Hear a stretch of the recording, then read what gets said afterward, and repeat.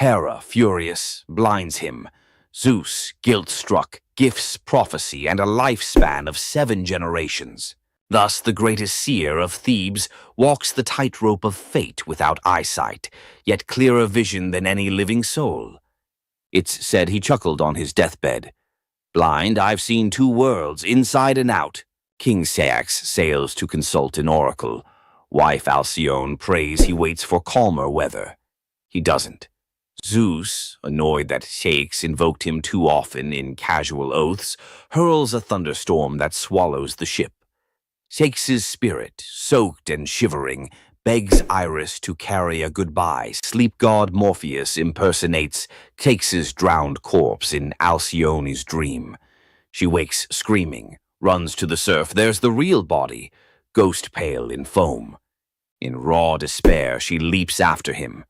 The gods, pierced by this double plunge, morph the lovers mid-air into halcyon birds, kingfishers with royal blue backs. To let their floating nest survive, Zeus stills the winter seas for 14 days every January. Sailors call it the halcyon days, when storms bank their rage and even grief takes a coffee break. Which transformation slapped hardest? Tree, oath, dragon, gender shift, or bird? Hit the comments. Smash like. If you'll think twice before reading random fruit out loud, subscribe for next week's plunge into the 3 mortals who blackmailed the fates. And ring that bell. Unlike Zeus's thunder, it won't roast you for imposter syndrome. See you in the halcyon calm. You thought fairy tales were magical. Think again. The real origins of these classic tales are disturbing, gruesome, and filled with horror. Many of these stories have been sanitized for modern audiences, but their original versions were filled with betrayal, curses, and brutal consequences. From Pinocchio's horrifying fate to the true story of Bluebeard, let's dive into the darker side of fairy tales that history tried to erase. Fairy tales weren't always about happily ever after. Many of them were cautionary tales, warning of real dangers, human cruelty, and supernatural horrors. 1. The original Pinocchio, a gruesome fate. Before Disney made him a lovable puppet, Carlo Collodi's original Pinocchio was a terrifying little troublemaker. Instead of learning his lesson, he was hanged from a tree by a group of bandits, left to suffocate as a punishment for his misdeeds. 2. Bluebeard, the serial killer's tale. Bluebeard was not a misunderstood nobleman. He was a full-blown serial killer. In Charles Perrault's version, Bluebeard marries multiple women and forbids them from entering one locked room. When his latest wife disobeys, she discovers the corpses of his past wives, hanging from hooks. He nearly kills her too, but she's saved at the last second by her brothers. Some believe this gruesome tale was inspired by real-life figures like Gilles de Rais, a nobleman convicted of horrific crimes. 3. The Pied Piper, a tale of mass disappearance. The Pied Piper of Hamelin was not just about a man who played music to lead away rats. He also took the children. In some versions, the town refuses to pay him for his services, so he takes revenge by luring all of their children into a cave, where they are never seen again. Historians believe this could be based on a real event, where an entire group of children from Hamelin mysteriously vanished in the Middle Ages. 4. Rumpelstiltskin, a vengeful trickster. In the original versions of Rumpelstiltskin, when the young queen guesses his name, he doesn't just leave. He flies into a rage so intense that he tears himself in half.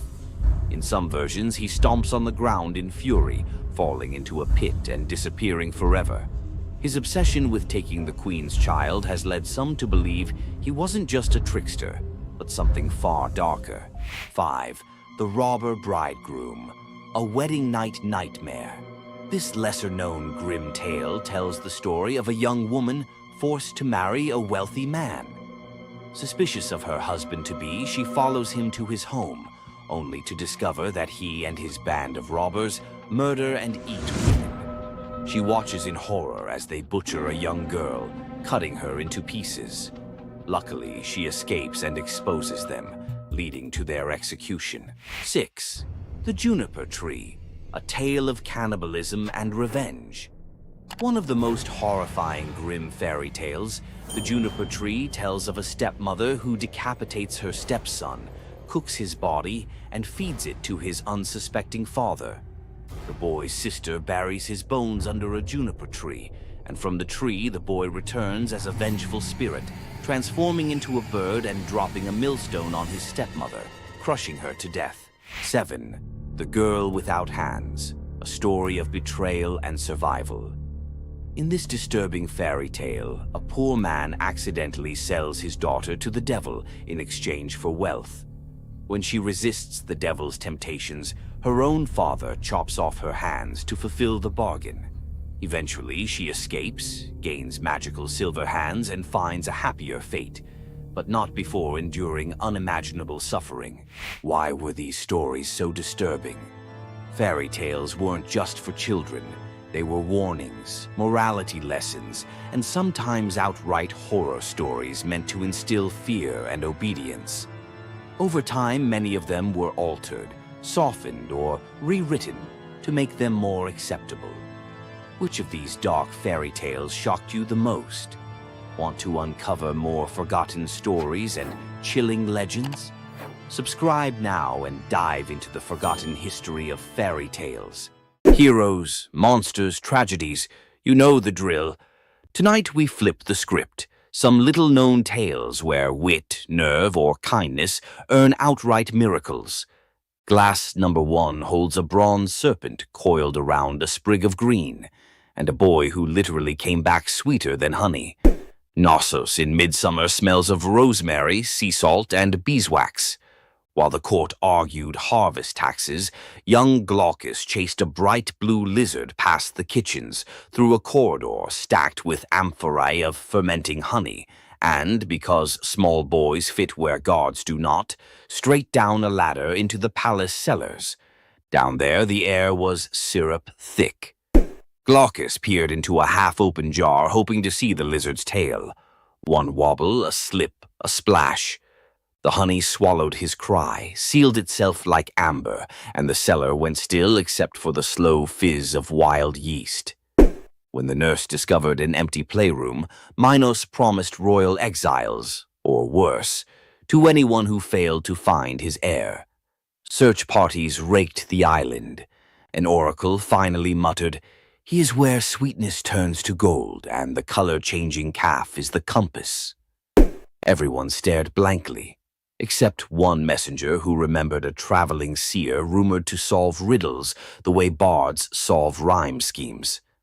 Polyidus arrived soaked in salt spray and sarcasm. Minos thrust him in front of the palace's miracle calf, white at dawn, tawny by noon, black at dusk. The king demanded an explanation, and his son before sundown. The seer stroked his beard, watched the calf cycle its living palette, and smiled. "The answer is not the hide, but the eyes," he mused. At dawn, the calf watched the white sun. At noon, bronze. At dusk, onyx night. It mirrored what it beheld. So must the prince. "He is hidden where color vanishes," Polyidus concluded, and descended alone into the wine-dark storerooms. Lantern raised, he located the honey amphora, whose surface held no reflections, only silence. He cracked the seal, found Glaucus suspended in golden stillness, lips blue, limbs floating like reeds in amber. When guards hauled boy and jar to the throne room, Minos's relief curdled into fury. "Resurrect him," he ordered, "or you will keep him company." The seer and the honey coffin were locked inside a stone vault. The bar grinded shut. Torches flickered out. The only light came from honey's inner glow. Polyidus knelt, mind racing through every charm he knew. None could reverse 2 hours without breath. A soft hiss cut the darkness. A serpent, scales gold as harvest wheat, slipped under the door. Polyidus, fearing venom, crushed it with a wine jug. Silence returned, briefly. A second serpent slid beside its fallen mate, circled the body. vanished into a crack, and re-emerged, clutching a sprig of leaves that glimmered with emerald fire. It pressed the herb to the dead serpent's mouth. In a shiver of sinew, the creature revived. The pair slithered away, leaving the leaf behind like a lesson. Polyidus's pulse hammered. He ground the glowing plant between stone shards, smeared the paste across Glaucus's cold lips, and, half praying to gods who seldom pick up, waited. A heartbeat. 2. Then the boy coughed, honey and air and the shriek of returning life. He sat up wide-eyed, asking if lunch was ready. The vault erupted in shouts. Guards dragged them to Minos, whose relief eclipsed his threats. "Teach the child your art," the king commanded, "and you may leave Crete with both eyes intact." For 30 days, Polyidus tutored Glaucus, reading omens in bird flight, divining storms by the smell of stone, decoding dreams as if they were parchment. Each lesson the seer delivered with growing dread. Minos could weaponize prophecy. On the final morning, he presented Glaucus with a cup of wine to seal memory. The boy drank. Polyidus leaned close, whispered a single word, and the wine turned bitter. Glaucus spat it back onto Polyidus's lips. That was the spell. Every technique, every cosmic shortcut drained from the boy's mind like sand through a broken hourglass. He would live healthy, happy, but ordinary. The gift stayed locked in Polyidus's own skull. The seer departed at sunset, pockets empty except for a few stray violet leaves, the serpent herb. Some say he planted them across the Aegean. Others insist he fed them to bees, breeding honey that glows faintly green when moonlight is thin.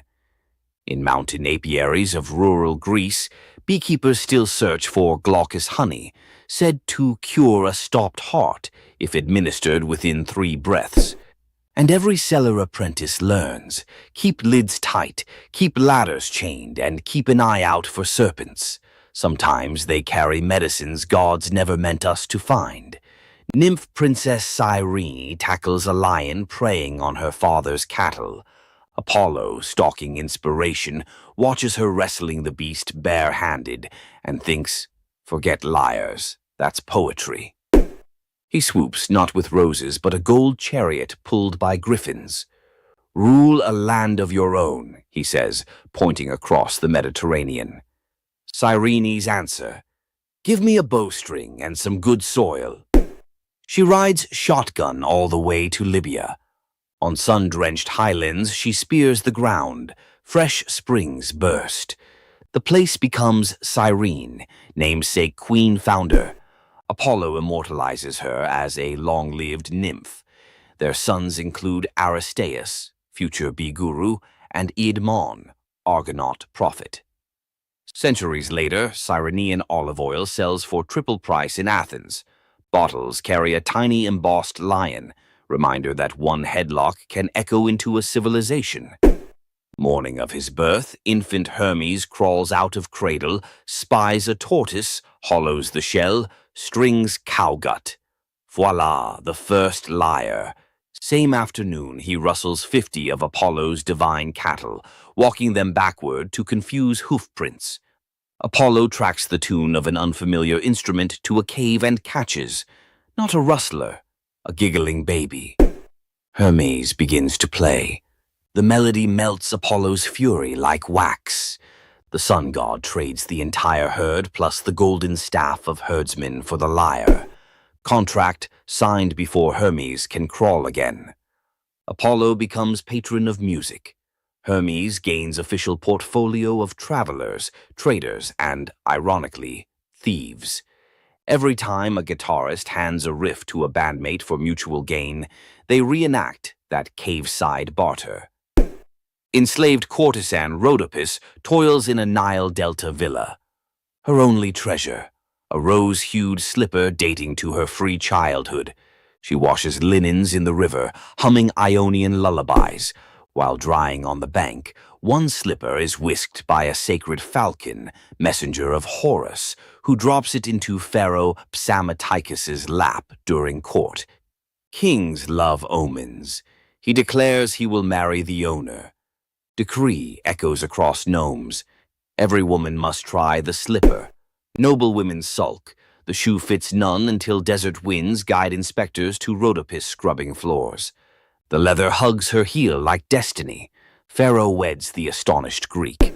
At festivals, Rhodopis releases doves in thanks, tying our dove myth into hers, while storytellers across the Mediterranean seed the earliest Cinderella variant. Tyrrhenian pirates spy a pretty youth on an island. Clueless, it's Dionysus in vacation mode. They abduct him, plotting ransom. Helmsman Acoetes senses trouble but is overruled. Ropes fall off as ivy coils up masts. Sweet wine floods planks. Panthers materialize, purring menace. Pirates jump ship in panic. Instead of vengeance, Dionysus transforms them into dolphins so they can atone by guiding sailors. Acoetes receives priesthood and a lifetime ticket to every Bacchic festival. Mediterranean fishermen still toss libations overboard for the merry sailors, believing every dolphin escort is a pirate making cosmic amends. On a Boeotian hillside, twin princes Amphion and Zethus debate destiny. Zethus flexes farm boy muscle, shouting, "Stone walls rise by calloused hands." Amphion replies by tuning a seven-string lyre, a gift Apollo slipped into his cradle. They inherit a dream, rebuild ruined Thebes. Zethus drives oxen and hefts limestone, but progress is glacial. At sundown, Amphion plucks a chord so pure nightingales freeze mid-song. Blocks quiver, lift and float into place. Each note a crane, each chord a pulley. Workers drop their levers and just watch. The wall grows faster than dawn's shadow. Jealous masons challenge him to raise the Cyclopean gate alone. Amphion smiles, strums a rugged minor scale. Boulders lumber across the valley like obedient elephants. Zethus, not to be outdone, times hammer blows to his brother's rhythm. For one glorious hour, hard labor becomes rock ballet. When the ramparts close, citizens cheer both sinew and song. Legends claim every stronghold thereafter leaves a lyre motif somewhere in its masonry, a secret tip of the hat to the prince who taught stones to dance. Modern acoustic engineers still reference the Amphion effect when vibration solves heavy lift problems. Princess Evadne hides an affair with Apollo. During labor, a blaze of violet light floods the barn. Baby Eamus arrives enveloped in wild violets. Fearful, she places him on the riverbank, trusting fate. Weeks later, shepherds follow a bizarre sight, honeybees moving in arrow formation. They find the infant alive, fed by nectar dripping from the flowers around him. The shepherd who lifts the child hears a voice inside his skull. "Raise me, I'll repay you in answers." At adolescence, Apollo calls Iamus to Olympia's sacred grove. The god lays out two golden bowls, memory and forgetting, telling him to sip both. First bowl grants recall of every secret root in earth. Second erases the fear of sharing that knowledge. Iamus founds a bloodline of oracles, famed for perfect attendance records at Delphi and Olympia. Even today, locals say a self-sown violet patch near the Alpheus River blooms out of season before big sporting events, Apollo's subtle wink that a prophecy ticket is about to drop. Young healer Melampus saves two baby snakes from a plow blade. Nights later, they slither onto his pillow and lick his ears with herbal-coated tongues. He bolts upright, to a cacophony that suddenly makes sense. Sparrows gossip, ants debate tunnel routes, sheep rehearse lullabies.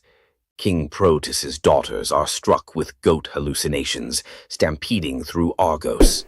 Melampus eavesdrops on an oak tree, chuckling with a raven. A draught of hellebore in river foam will still their frenzy. He brews it. One sip and royal sanity snaps back.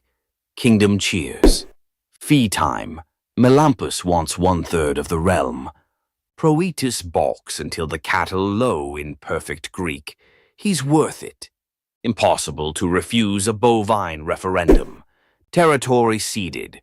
For generations, Argive herders prop a wooden ear in new barns, a reminder that real leadership might start with understanding what even a beetle has to say. Priest King Aeneas hosts Dionysus and Apollo at a midsummer feast. In gratitude, the gods bless his three daughters, Oeno, Spermo, Elais, with hand gestures that turn objects into wine, grain, and oil. Years later, the Achaean armada, en route to Troy anchors at Delos, supplies dangerously low. Aeneas offers help. The daughters flick wrists, and the beach is suddenly a farmer's market. Agamemnon plots to kidnap the miracle caterers for a 10-year war buffet. Dionysus intervenes. With a grape leaf touch, he turns the sisters into doves. Free to fly anywhere, grain, oil, and wine are prayers waiting to be answered. Delian festivals still release 3 white doves at dawn over picnic blankets. Fishermen swear the birds guide them to shoals fat with fish. Proof generosity multiplies even after airborne retirement. If you felt the buzz of bees and the rattle in the dark, hit like, subscribe for more long-form myth dives, and ring the bell so the next chapter arrives before the honey seals shut. Imagine having a wish so powerful that everything you touch turns to gold. Sounds like a dream, right? But for King Midas, this dream turned into a nightmare. Let's dive into his tragic story. Once upon a time, King Midas ruled over a prosperous kingdom known for his wealth and opulence. But Midas wasn't just content with riches. He wanted more. He wished for the ability to turn anything he touched into gold. One day, the god Dionysus appeared before him and, impressed by Midas's devotion, granted him the wish. At first, Midas was overjoyed. Everything he touched, his food, his treasures, his furniture, transformed into gold. His wealth grew beyond imagination, and his joy knew no bounds. But soon, Midas realized the curse of his wish. He touched a rose, gold. He touched his food, gold. Desperate for a meal, he tried to drink water, gold. In horror, Midas realized that even his daughter, whom he loved dearly, turned into a lifeless golden statue when he touched her. Furious with the consequences of his greed, Midas begged Dionysus for mercy. The god, seeing the king's suffering, told him to wash in the river Pactolus. And in that moment, Midas's golden touch was taken away.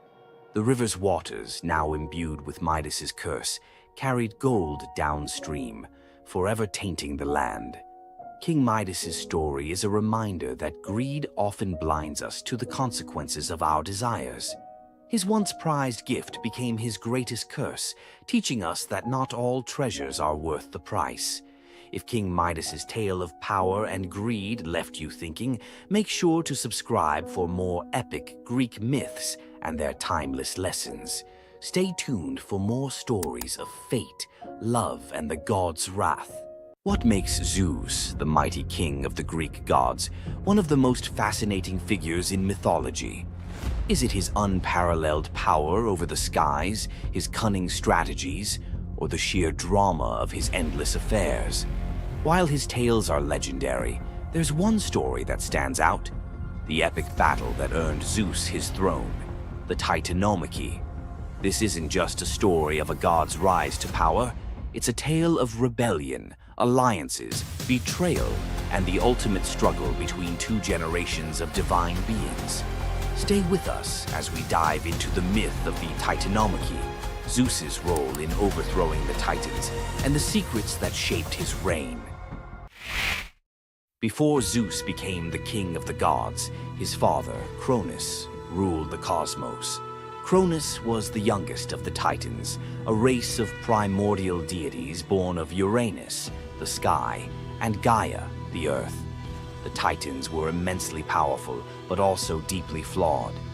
Cronus had gained power by overthrowing his own father, Uranus, in a brutal act of betrayal. But just as Cronus had betrayed his father, a prophecy loomed over him, warning that one of his own children would overthrow him. To prevent this, Cronus took a horrifying precaution. He swallowed each of his children as they were born, imprisoning them in his stomach for eternity. But Gaia, the ever-watchful mother of the gods, wasn't about to let this happen again. When Rhea, Cronus's wife, gave birth to Zeus, Gaia devised a plan. Rhea tricked Cronus by handing him a stone wrapped in swaddling clothes, which he swallowed, believing it was his newborn son. Meanwhile, Zeus was spirited away to a hidden cave on the island of Crete, where he was raised in secret. Zeus grew up under the care of nymphs and a goat named Amalthea, who nourished him with her milk. As he matured, Zeus learned of his father's tyranny and vowed to free his siblings and challenge Cronus's rule. Zeus couldn't take on Cronus and the Titans alone. He needed allies. His first move was to rescue his siblings trapped inside Cronus.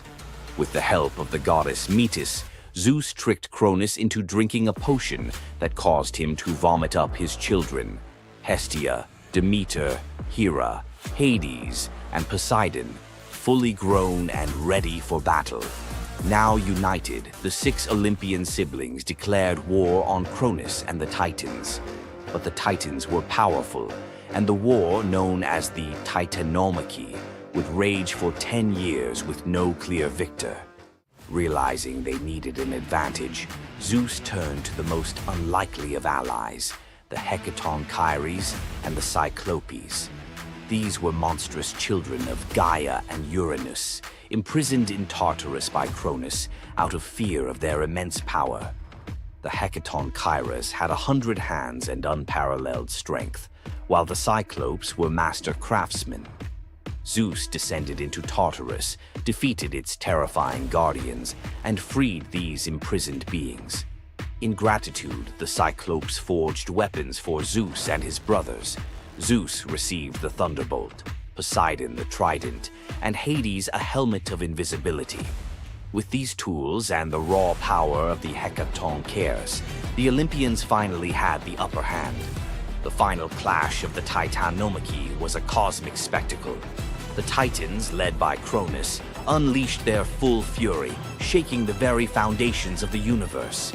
Mountains crumbled, seas boiled, and the skies erupted in chaos.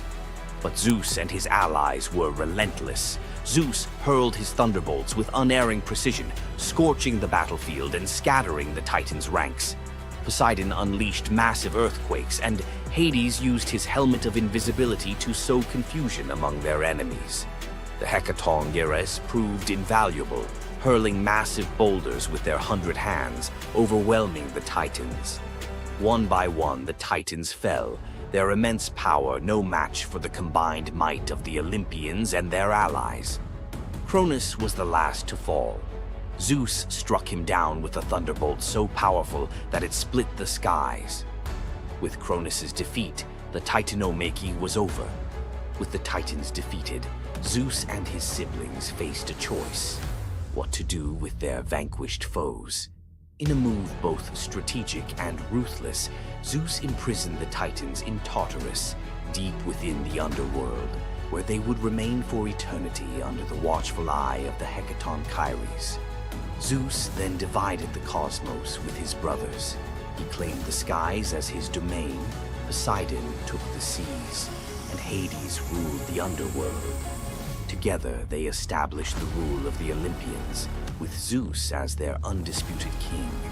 But the Titanomachy left scars. Gaia, enraged by the imprisonment of her Titan children, gave birth to new monstrous beings to challenge Zeus's reign. Among them was Typhon, a creature so fearsome that even the gods trembled before him. Typhon's battle with Zeus is another story for another day, but it serves as a reminder that power in the ancient world was never secure. Zeus's rise to power marked the beginning of a new era, but his reign was anything but peaceful. While he was the king of the gods, his rule was marked by constant challenges, from rebellious mortals to jealous deities and his own unquenchable desire for love and control. Zeus was both a protector and a tyrant, a figure who inspired awe and fear. His thunderbolts were a symbol of justice, but they were also a tool of destruction. He fathered countless children, both mortal and divine, and his many affairs often sparked conflict among the gods. Yet, despite his flaws, Zeus's rule brought stability to a chaotic world. Under his reign, the gods established order, overseeing the realms of humans and maintaining the delicate balance between earth, sea, and sky. The myth of Zeus and the Titanomachy isn't just a tale of war. It's a story about the cycles of power and rebellion. Just as Zeus overthrew Cronus, who had overthrown Uranus, Greek myths suggest that even the mightiest rulers are vulnerable to the forces of change. Zeus's story reminds us that leadership comes with its own set of challenges. It's not just about gaining power, it's about maintaining it, often at great cost. Zeus's rise to power is one of the most thrilling tales in mythology, filled with battles, alliances, and sacrifices. But what do you think?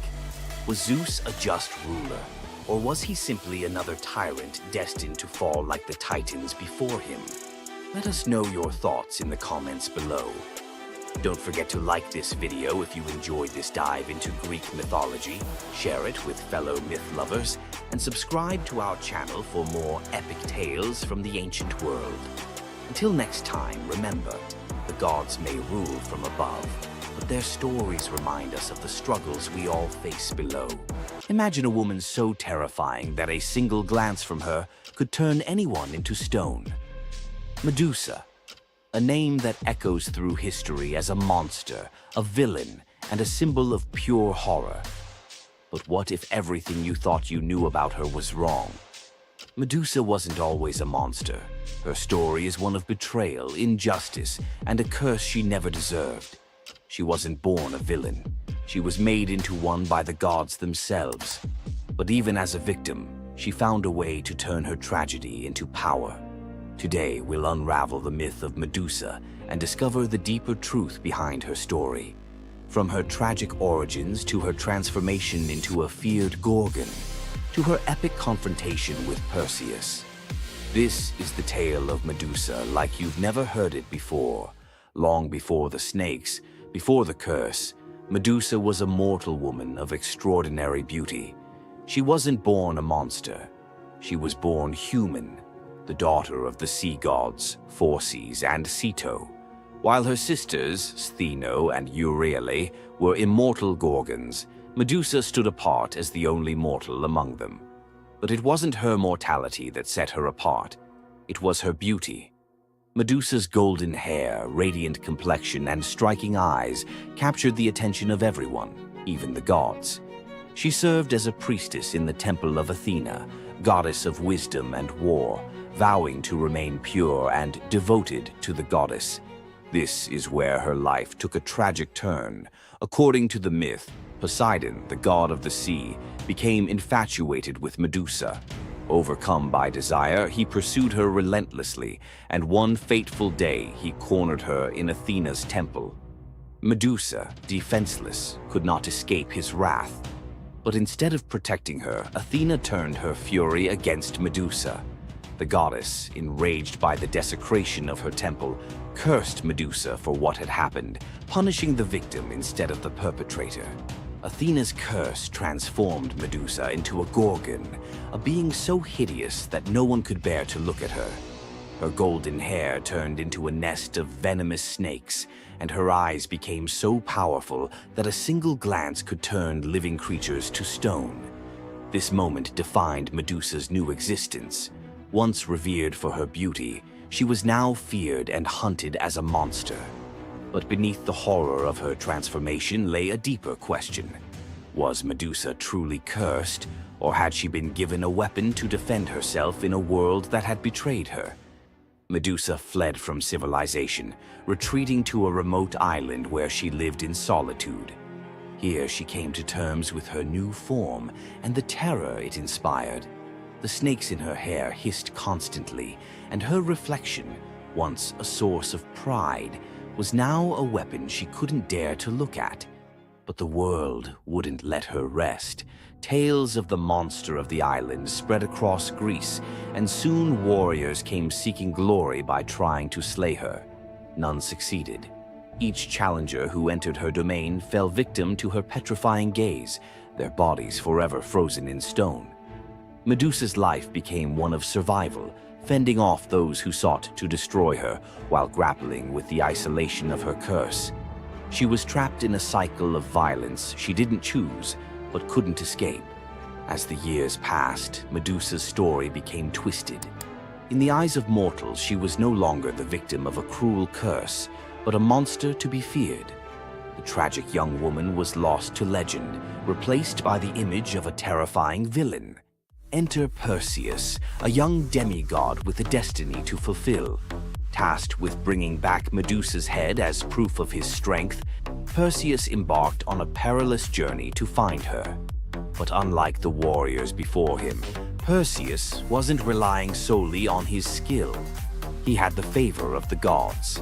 Athena and Hermes provided Perseus with gifts to help him on his quest. Winged sandals to fly, a reflective shield to avoid Medusa's gaze, and a sword sharp enough to cut through anything. Most importantly, he was given a magical bag to safely carry her severed head. Perseus's journey to Medusa's lair was filled with danger, but none compared to the final challenge, facing the Gorgon herself. When Perseus arrived, Medusa was sleeping. For the first time in years, she looked peaceful, an almost human reminder of who she once was. But Perseus couldn't afford to hesitate. Using the reflective shield as a mirror, he avoided her petrifying gaze and struck with precision, severing her head in one swift motion. The blood that spilled from Medusa's neck gave birth to two incredible beings, Pegasus, the winged horse, and Chryser, a golden giant. Even in death, Medusa's body produced miracles, a testament to the power she had carried within her. Perseus carried Medusa's severed head back to Greece, where it became both a trophy and a weapon. Her gaze retained its power, turning enemies into stone, and Perseus used it to defeat his foes and protect his people. But Medusa's story didn't end with her death. Over time, her image transformed from that of a monster to a symbol of strength and defiance. Women, especially, began to reclaim her story, seeing her as a figure who resisted the gods and survived unimaginable betrayal. Today, Medusa is more than a mythological figure. She's an icon. Her face appears in art, literature, and even modern movements that challenge systems of power and oppression. But the question remains, was Medusa truly a monster, or was she a victim of a world that feared her power? Medusa's story is a reminder that myths are more than just tales of gods and heroes. They're reflections of human nature, of the injustices and triumphs we still see today. So, what do you think? Was Medusa a villain, or was she a misunderstood symbol of resilience? Leave your thoughts in the comments. Give this video a like if you found her story as fascinating as we did. And don't forget to subscribe to the channel for more deep dives into the myths and legends that continue to shape our world. Until next time, keep questioning, keep exploring, and keep looking beyond the surface. Welcome back, lore hunters. Tonight I'm unwrapping some myths that slip through the cracks of pop culture, tales so rich you could live in them for weeks. Let the veils fall. Old Phaon hauled passengers between Lesbos and Asia Minor in a skiff patched more than a beggar's coat. One dusk he carried an aged woman for free when storms canceled the rich man's coin. She touched his wrist, her skin warmed like sunrise. That crone revealed herself as Aphrodite. Payment: an alabaster jar of rose-scented balm. Phaon rubbed a dab on his temples. Waves reflected a new face, jaw sharp, curls ink black. Word of the god-veined ferryman blitzed across isles, queens queued for night voyages. Fame fed on humility until none was left. Phaon mocked old lovers, hiked his fares, painted his hull with gold leaf. Aphrodite, hearing temple incense now dedicated to Phaon instead of herself, revisited, this time as a scarred sailor claiming poverty. Rebuked, she cursed the balm to invert. Every admiring gaze would now age him a year. By next moon, the once idol looked like driftwood. He vanished, some say into the strait's whirlpool, others into a hermit cave. Poets still swear his ghostly skiff appears on starless nights. If you board, you arrive at dawn a decade older, pockets full of rose petals that rot before noon. Queen Althea of Calydon screamed through her labor as the hearth fire hissed. From the embers a coal spat out, a single firebrand the length of a dagger. The fates appeared, scissors glinting. Lachesis measured the newborn's life against that coal. Clotho whispered, "When the wood is ash, the boy is dust." Althea snatched the brand, quenched it in a silver urn, and hid it under her bed. The baby, Meleager, grew into a spear god in the training yard. None but his mother guessed why storms seemed to pause for him. Years later, Artemis loosed a boar monstrous as a siege tower to punish King Oeneus for a skipped sacrifice. Hunters from every Greek polis gathered. Meleager led, eyes bright as forge fire. Among the heroes strode Atalanta, swift, lethal, and female, an affront to the older princes. In the thicket, Atalanta's arrow struck first blood.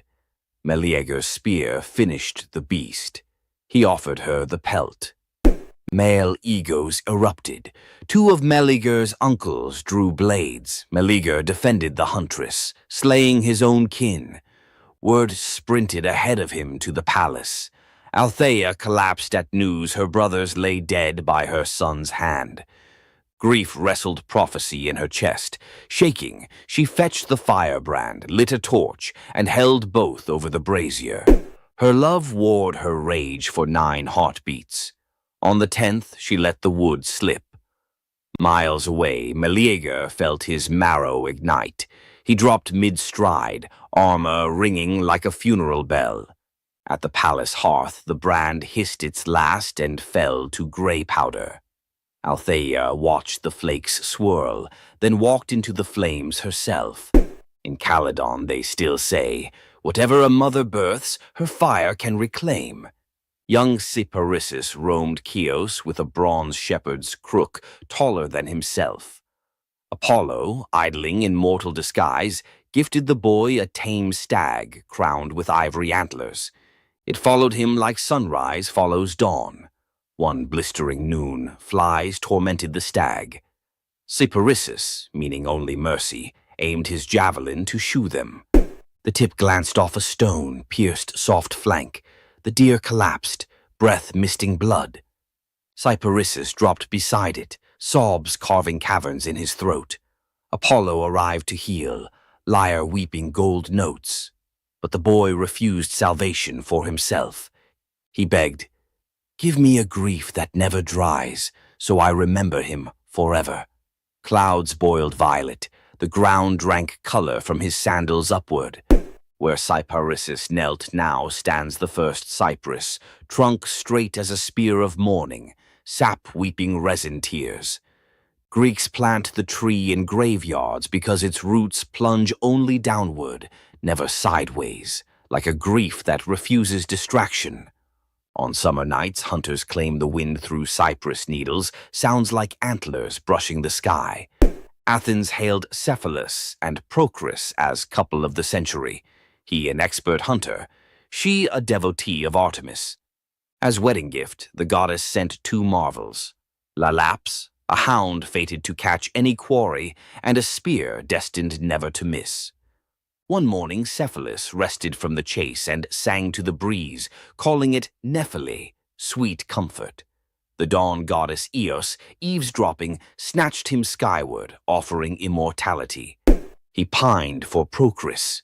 Eos scoffed. "She'll betray you." Suspicion slid under his skin like splintered arrow reeds. Cephalus returned in disguise, bribing servants to hint Procris had strayed. At twilight she arrived in the woods, masked, to spy on him first. Hearing rustle, Cephalus loosed the divine spear toward the sound. It cannot miss. The mask tore away, Procris's eyes wide as shattering glass. She fell against his chest, whispering only, "The breeze, remember?" Cephalus buried her on Mount Hymettus, pinned the fatal spear beside the grave, and leashed Laiolaps there eternally. Some nights hikers see a spectral dog chase a phantom hare in circles that never close, while a jealous wind mutters the name Nephele through the pines. Poor farmer Ligdus told his pregnant wife, "If the child is female, exposure must follow. Dowries ruin paupers." Desperate Telethusa prayed to Isis. The goddess appeared, golden-winged. "Bear the child, raise her as son." Baby Iphis arrived. They bound her chest, taught her spearcraft, named her heir. At 13, Iphis was betrothed to radiant Ianthe, who adored her future husband. Iphis loved her too, but carried a secret that tore her apart. Nights she begged Isis, "Either unmake love or unmake lie." Eve of the wedding, Iphis roamed the temple till exhaustion.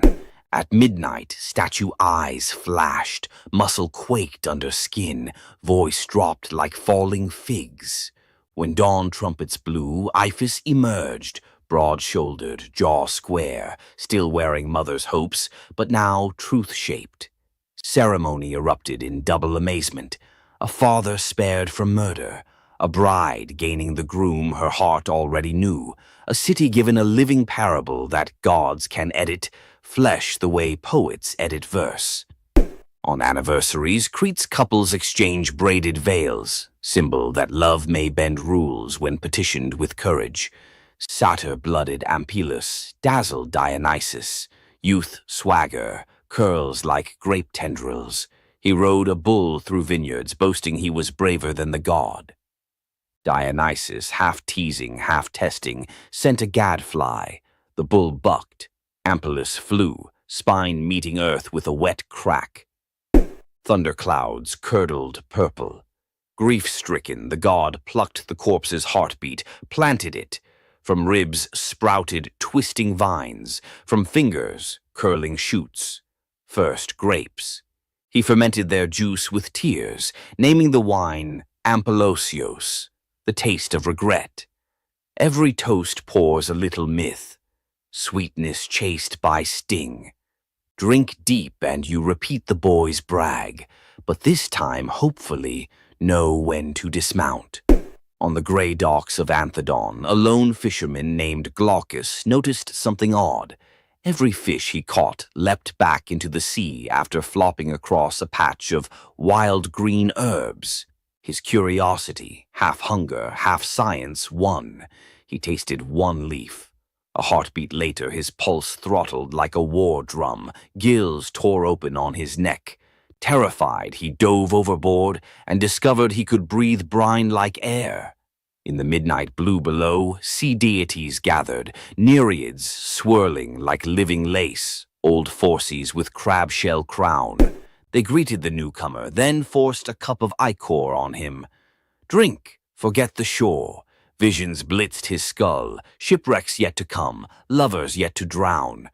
Prophecy is a toxin that never metabolizes. Glaucus tried to surface, to hug his aging mother, but every wave slapped him back. Barnacles crusted over his old rowing calluses. He practiced his new craft instead, whispering tides to sailors, trading secrets for offerings of bronze and bread that sank unreachable. Legend says if you stare into rough surf and hear your own name, it's Glaucus warning you to turn home. Ignore him, and you join his choir. Another voice lost to the deep. In Attica ruled Periphas, so just that subjects built temples to him, not Zeus. Offerings piled higher than to Olympus. Flattery sharpens divine talons. Thunderhead over the palace. As lightning coiled to strike, Apollo intervened. Spare the righteous, punish the praise. Zeus relented, halfway. Before the court's eyes, Periphas's flesh rippled into plumage, arms broadened into storm-breaker wings. His queen begged accompaniment, became an osprey. Throne room glittered with abandoned gold. Zeus decreed the new eagle his personal herald, immortal, hungry for serpents of hubris. Every lightning flash, tradition holds Periphas scouts ahead, making sure no mortal altars bear the wrong name again. Arcadian huntress Callisto pledged lifelong virginity to Artemis. Oaths echo loudest in forest silence. Zeus, disguised as Artemis, tricked Callisto when her secret pregnancy showed. The real goddess burned with double fury, betrayed and impersonated. Artemis transformed the girl into a shaggy bear. Callisto's newborn, Arcas, left human. Years later, on a hunt, Arcas drew bow at the lunging bear, unaware it was his mother. Zeus intervened, flinging both into the sky as Ursa Major and Ursa Minor. They circle Polaris forever, never touching, an eternal near miss engraved in stars. Notice how each story spins one spindle. Desire collides with destiny, and form shatters. Greek myth isn't merely about gods showing off, it's about limits. And the instant you cross them, reality melts and recools into shapes that remember the crime. Which of tonight's transformations branded you hardest? Firebrand, spear, cypress, rose curse, or braided veil? Write its name in the comments, but add one line. If this myth were my life lesson, I'd finish the sentence. Best confession gets read on next episode, immortal as any Greek hero. Slap that like if you felt the heat of Meleager's log or the sea spray of Phaon's oars. Subscribe and ring the bell so the algorithm threads your name into our next tapestry. Remember, stories are sparks. Hold them too lightly and they fade. Grip them too hard and they burn. Find your balance. See you in the weave. Athena, the goddess of wisdom, war, and strategy, was one of the most powerful deities in Greek mythology. Feared by enemies, honored by heroes, and even challenging Zeus himself, Athena's legacy shaped legends, wars, and the very foundations of civilization. But was she truly a goddess of justice, or was there a darker side to her wisdom? Let's dive into the real story of Athena. Athena wasn't born like other gods. She burst fully grown from Zeus's head, armed with a spear and shield, a goddess of war and wisdom from the very start. But her story is more than just divine power. It's one of strategy, conflict, and influence that shaped the Greek world. The protector of heroes, Athena wasn't just a warrior. She was a tactician, a guide, and the ultimate ally to heroes. She helped Odysseus outwit the gods, gave Perseus the shield to defeat Medusa, and was the unseen force behind many Greek victories. The battle for Athens, Athena and Poseidon competed for control of the greatest city in Greece. Poseidon offered a mighty ocean, but Athena gave the olive tree, a symbol of wisdom and prosperity. The people chose her gift, and Athens was named in her honor. The merciless judge? Athena may have been wise, but was she just? When Medusa was assaulted in her temple, Athena didn't punish Poseidon, she punished Medusa, turning her into a monster. Later, she created the first court of law, showing her power wasn't just in battle, it was in justice, law, and politics. Wisdom and war, always balanced. Unlike Ares, the god of chaos and bloodshed, Athena's warfare was tactical, calculated, and precise. She was the goddess of the battlefield, but also the goddess of philosophy, craftsmanship, and knowledge, a balance between violence and intelligence. Her lasting legacy, Athena's symbols, the owl, the shield, and the olive tree, still represent wisdom, strategy, and peace today. The Parthenon, her great temple, still stands, and her influence can be seen in modern philosophy, war strategy, and even democracy itself. Athena wasn't just a goddess of wisdom. She was a warrior, a ruler, and a force that shaped civilizations. But was she truly wise, or just the ultimate strategist who always got her way? Want more deep dives into legendary gods and goddesses? Subscribe now and uncover the myths and realities of ancient deities. What would you do if you gave up everything for love, only to be betrayed by the one you trusted most? In the Greek myth of Medea, love led to ultimate revenge, and the consequences were deadly. Let's dive into this tragic tale. Medea, a sorceress of immense power, fell in love with Jason, the leader of the Argonauts, when he came to her homeland seeking help. Medea, who was deeply in love with him, used her magic to aid him in his quest for the Golden Fleece. She betrayed her own family, murdered her brother, and helped Jason achieve his goal, all out of love for him. Once Jason had the fleece, Medea fled with him to Greece, where they started a life together. But as time went on, Jason's love for Medea faded.